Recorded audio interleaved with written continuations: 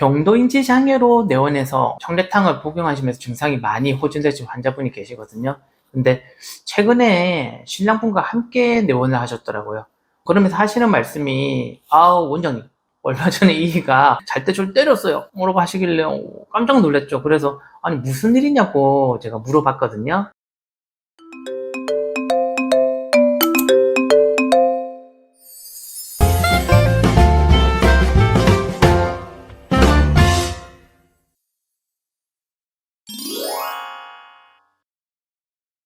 안녕하세요. 청래한의원 대전점 원장 정용수입니다. 혹시 잠꼬대를 심하게 하시나요?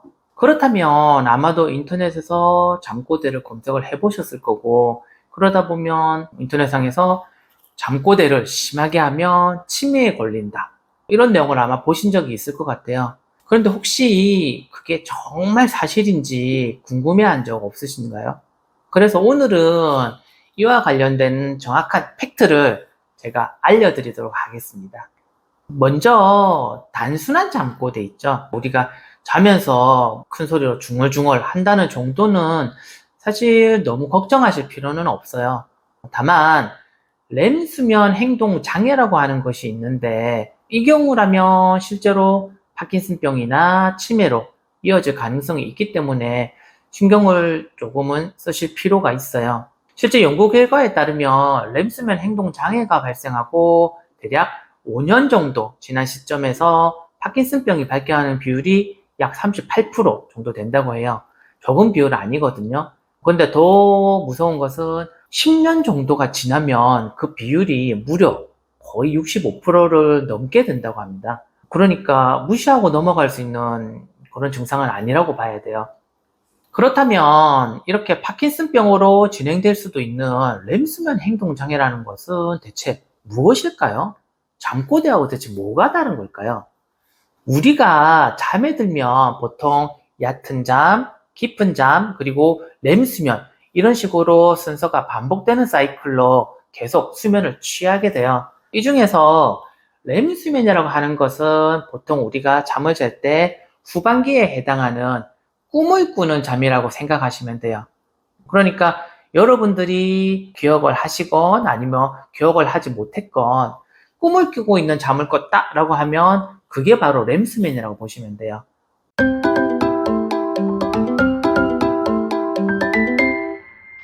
이렇게 꿈꾸는 잠의 상태일 때는 우리 뇌에 신호가 켜져서 뇌가 일을 해요. 그래서 우리가 낮에 뇌가 활동하면서 보고 듣고 판단했던 그런 여러 가지 내용들을 바로 이 렘수면 시기에 뇌가 다 처리를 해요. 낮에 쌓였던 정보들 중에서 쓸데없는 것들은 지우고, 또 중요한 것은 기억하는 것과 활동을 하는 바로 그 시간이 렘수면이거든요. 그러다 보니 내가 그렇게 활동하는 과정 중에서 우리가 꿈이라고 하는 것을 꾸게 된다고 보면 돼요. 다만 이렇게 꿈을 꾸고 있는 동안, 그러니까 즉 내가 활동하고 있는 동안에 그 각각의 신호에 따라서 우리가 꿈 내용 그대로 몸을 똑같이 움직인다고 하면 사실 굉장히 위험하겠죠. 만약에 꿈에서 건물에서 뛰었는데 우리가 잠에서도 잠결에 침대에서도 뛴다? 그러면 상상만 해도 너무 위험하죠. 그래서 우리 몸은 렘수면 상태일 때에는 뇌에서 신호를 보내서 척추 부위를 억제해요. 그렇게 함으로써 운동신경을 차단시키는데, 뇌에서 척추로 연결되는 운동신경을 목에 있는 높은 부위에서 억제를 하기 때문에 우리가 렘수면 단계에서는 꿈을 꾼다고 하더라도 온몸은 움직일 수 없는 일종의 마비 상태가 됩니다. 다만 이제 눈의 경우에는 억제되는 부위보다 위에 있기 때문에 다른 신체 부위와는 다르게 렘수면 상태에서도 눈은 억제가 되지 않아서 뇌의 활동에 맞춰서 눈은 굉장히 빠르게 움직이게 되거든요. 그래서 우리가 렘수면이라고 할 때 거기에 렘이라고 하는 것은 Rapid Eye Movement, 그러니까 눈을 빠르게 움직이는 것, 그것의 약자라고 보시면 돼요. 그래서 다들 가위에 눌리 보신 적 있죠? 이건 우리 렘수면 단계에서 갑자기 잠에 깨게 되면 뇌는 깨어서 활동하고 있는데 팔다리는 마비가 되어 있는 상태라서 순간적으로 몸을 움직일 수 없게 되는데 그게 바로 우리가 가위가 눌린다고 표현하는 그런 현상이라고 보시면 돼요. 이상 증상이라고 볼 수는 없겠죠. 이렇듯 렘수면 단계에서는 팔다리를 움직일 수 없어야 하는데 척추를 사단하는 그 신호가 억제되어서 팔다리가 마비 상태로 가지 않는 경우가 발생을 하거든요. 바로 그것을 렘수면 행동장애라고 표현해요. 그러니까 렘수면 상태에서 행동장애가 발생하신 걸 보면 되겠죠. 바로 이해가 되실 거예요. 그러면 이게 왜 위험할까요?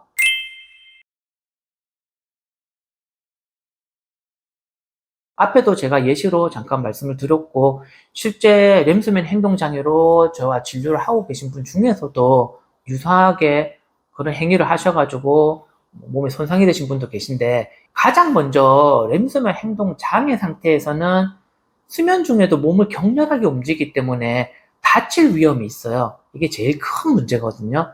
그래서 실제로 렘수면 행동장애 환자들의 경우에는 자는 동안 주먹질을 한다든지 발길질을 한다든지 침대에서 뛰어내리거나 심지어는 자기 주변에 있는 물건을 아무거나 잡아서 던지기도 해요. 그러다 보니까 본인 스스로도 다리나 팔이 골절되는 경우가 많이 있고 또 그 옆에서 자고 있는 다른 사람을 때리거나 물건을 던져서 본의 아니게 상해를 입히게 되는 경우도 굉장히 많이 발생해요. 그리고 렘수면 행동장애를 일으키는 원인들 중 노화와 관련된 경우라고 하면 파킨슨병이나 치매로 이어질 가능성이 높기 때문에 또 주의를 해야 돼요.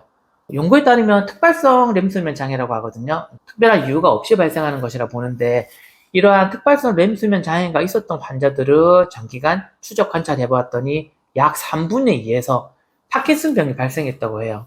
그렇다면 렘수면 행동 장애가 치매라든지 파킨슨병하고 왜 연관이 되어 있을까요? 그것은 증상이 발생하는 부위가, 원인이 되는 부위가 굉장히 두 가지가 근접해 있기 때문이에요. 파킨슨병은 흑질이라고 하는 부위가 망가져서 도파민이 분비가 되지 않는 질환인데 그 바로 아래쪽에 있는 부위가 렘수면 행동 장애를 일으키는 부위거든요. 그렇기 때문에 뇌에서 노화물질이 렘수면 행동 장애를 유발하는 그 부위에 쌓이기 시작하면 점차 이동하면서 아니면 번지게 되면서 파킨슨 부위로 가게 되어서 파킨슨병을 유발할 수 있고요. 반대로 파킨슨병에 있는 상태에서 증상이 심해져도 렘수면 행동장애를 유발할 수 있게 되겠죠. 그렇다면 렘수면 행동장애는 과연 어떻게 치료해야 할까요? 가장 먼저 렘수면 행동장애를 일으키는 원인 질환이 있을 경우 해당 질환을 치료하는 것이 가장 우선시 될 거예요. 젊은이들 같은 경우에는 기면병 그리고 뇌간에 뇌졸중이 오는 경우에도 렘수면 행동장애가 나타난다는 보고가 있고요. 그 이외에 알코올 과다 섭취라든지 수면제 복용, 항우울제를 복용할 경우에도 렘수면 행동장애가 많이 나타난다고 해요. 그렇기 때문에 이러한 경우들은 원인이 되는 행위를 자제할 수 있는 형태로 알코올 같은 경우에는 섭취를 줄이거나 수면제를 과다 복용하게 된다고 하면 수면제를 복용하지 않고도 수면을 취할 수 있는 몸 상태를 만든다든지 우울증이 있다고 할 경우에는 우울증을 빠르게 치료를 해서 우울증 약을 복용하지 않아도 되는 몸 상태를 만든다든지 이런 행위들을 통해서 치료를 하면서 렘수면 행동 장애가 발생하는 것을 예방할 수 있다고 보시면 돼요. 다음으로는 뇌의 노화와 연관되어서 뇌가 퇴행성 변화를 겪으면서 발생하게 되는 렘수면 행동 장애도 있겠죠. 대표적으로는 파킨슨병과 연관되어 나타나는 렘수면 행동 장애인데 이 경우에는 파킨슨병이라든지 치매 치료에 준하는 방법으로 증상을 치료하면서 렘수면 행동 장애를 예방할 수 있다고 보시면 돼요.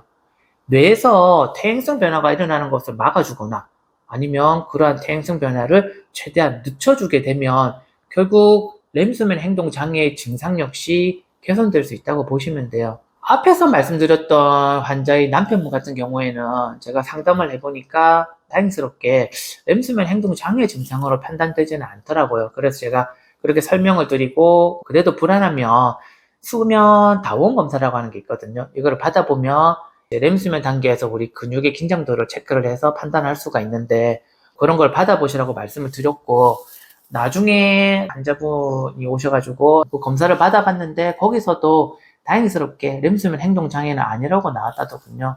이게 참 다행인 거죠. 마지막으로 혹시 본인이 램수면 행동장애인지 궁금해하는 분들도 계실 것 같아요. 그래서 마지막으로 간단하게 자가진단법을 소개해 드리면서 영상을 마치도록 하겠습니다. 다음부터 말씀드릴 10가지 항목이 있거든요. 이것들 중에 자신에게 해당하는 항목이 몇 개인지 한번 체크를 해보시면 될 것 같아요.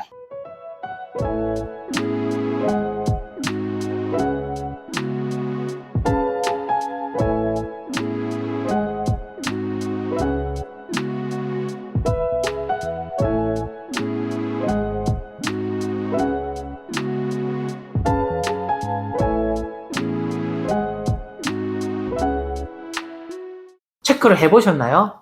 이 중에 대략 5개 이상이 일치한다면 램수면 행동 장애의 가능성이 있으니까 가까운 의료기관으로 방문하셔서 꼭 진료를 받아보셔야 해요. 오늘 영상이 도움이 되셨다면 좋아요와 구독은 꼭 부탁드리고, 추가적으로 램수면 행동 장애와 관련해서 궁금하신 부분이 있다고 하면 댓글로 남겨주시면 제가 확인하고 답변을 드리도록 하겠습니다. 오늘도 영상 봐주셔서 감사합니다.